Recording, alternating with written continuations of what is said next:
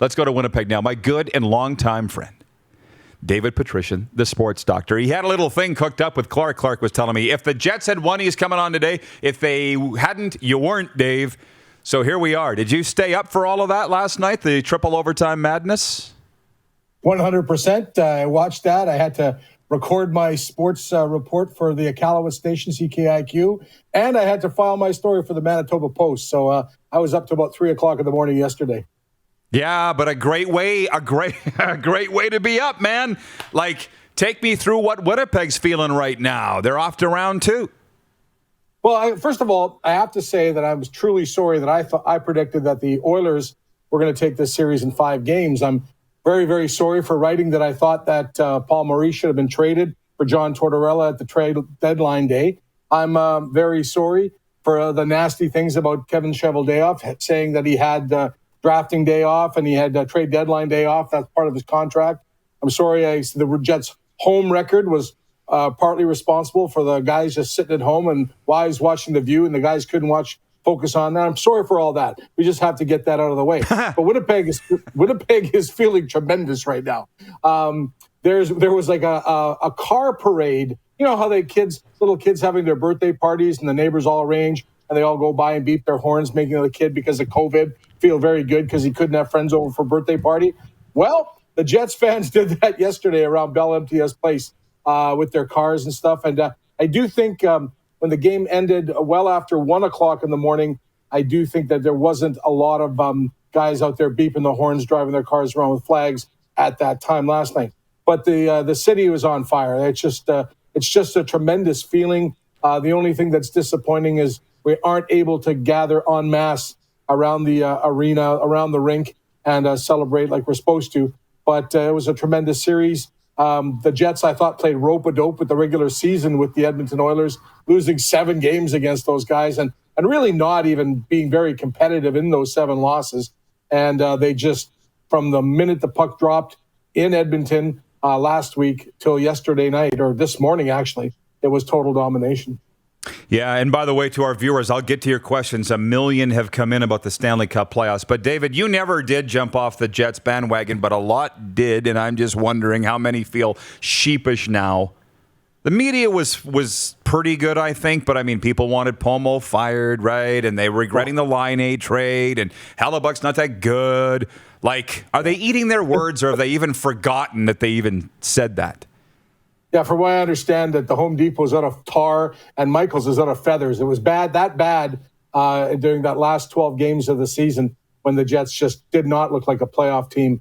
And all the criticism. We see now why Connor Hellebuck earned the Vezina Trophy last year. He was just absolutely lights out. There's so many games during the regular season where you just looked at a goal that he let in and go, what's the deal with this guy? But you can't say any of the goals that the Edmonton Oilers scored on Connor Hellebuck were what you would call weak goals, or he was out of position or not paying attention or something like that. He was absolutely lights out. The Jets, I criticized Paul Maurice for for actually tinkering with the lineup. After you won game 1 in Edmonton, why tinker? He put in Pierre-Luc Dubois. And then in game 3, he put in Nikolai Ehlers. Like, things were working. Why are we tinkering? And we understood why we were tinkering on what was it? Or Sunday's game. I'm getting mixed up because it is. They just finished playing this morning, right? They Nikolai Ehlers scoring an overtime winning goal, and the contributions that Pierre-Luc Dubois made and Nikolai Ehlers made. It was a complete team effort. And a lot of criticism being lobbied at Edmonton right now, calling them basically a 2-trick pony with Draisaitl and Connor McDavid, but. That's really not the case because they had a lot of contributions by some of their top guys. They just couldn't solve Connor Hellebuck.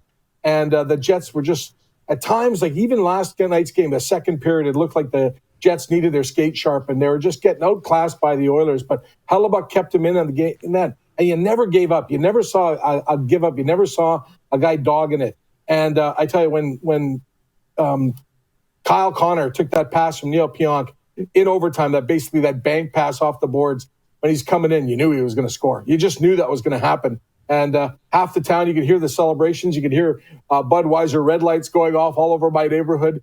And you could hear the other half People waking up going, what happened? They're getting the text, hey, what happened? What happened? What happened? So a lot of people were like you, Rod, didn't watch it right to the end. Can't blame you. You had a big day today, first show back. But listen, that was just if you ever stayed up late to watch anything in your life, yesterday paid off in the third overtime period. Yeah, for sure. But, so here's my thing on that. One, just on the goalies, Hellebuck versus Mike Smith, mano a mano. Hellebuck was better, if you want to talk about who really won the series. But here's my thing. I watched one overtime, and I'm like, yeah, I'll catch SportsCenter in the morning. I'm good. I'm not vested as much as you guys. However, I did want Winnipeg to win because we have a nice thing going on with Winnipeg that I expect is going to last forever. But every time McDavid got the puck, I was like, and I didn't. I was exactly the same. I know. That's what I'm saying. I don't really care. So how did you feel every time McDavid got the puck?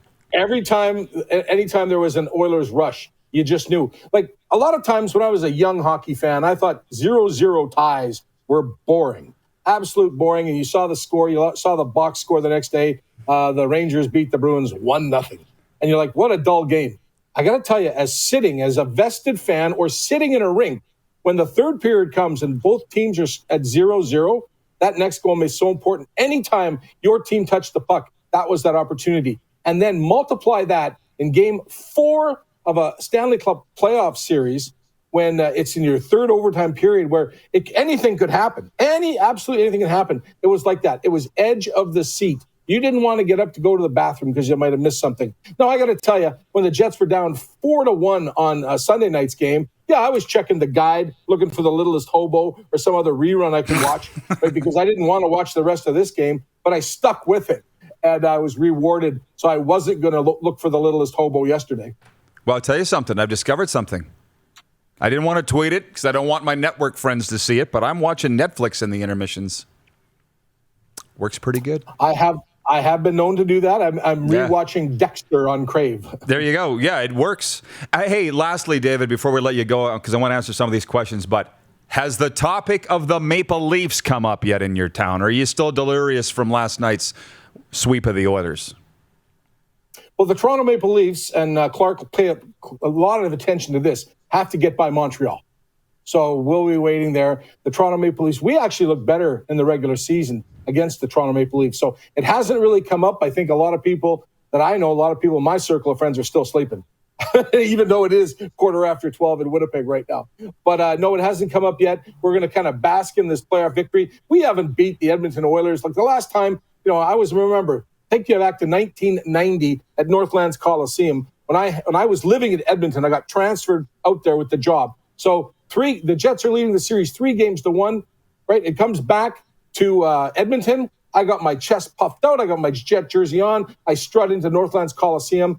The Jets get blown out, and they get blown out in Game 7. The Oilers go on to win the Stanley Cup. So this particular playoff series against Edmonton had real meaning in the province of Manitoba. And one more thing. Remember a few years ago when I started to travel to Regina a lot on business, of course, the pandemic has shut that down. Every time I wandered around to a sports store in the mall, whether it be the Cornwall Center, whether it be any place, everything, all the jerseys were Edmonton Oilers jerseys. I remember texting you one day, aside from everybody in March wearing Saskatchewan Rough Rider jerseys, I was wondering, why are the sports stores carrying so much Edmonton Oilers stuff? So I'm glad guys like you have converted, and I hope we've converted some great people in the city of Regina to be Winnipeg Jets fans, that is. Oh, yeah, no, you're good. No, huge. The Jets are taking over in this province. Believe me, they are. But it's been an Oilers province my whole life. And actually, those sporting goods stores now, they carry more Golden Knights stuff than anything. They really do. But, yeah. David, keep in touch. It looks like maybe the doors are opening a little bit, so hopefully we can get together soon. But it's always nice to see you, and let's chat through the playoffs here. Let's do it again. Plan the parade. Thank you. Follow him on Twitter at The Sports Doctor. Dave Petrishen joining us in the Manitoba capital. You're watching Rod Pedersen On Demand. For more of the Rod Pedersen Show, visit rodpedersen.com or follow Rod Pedersen on social media.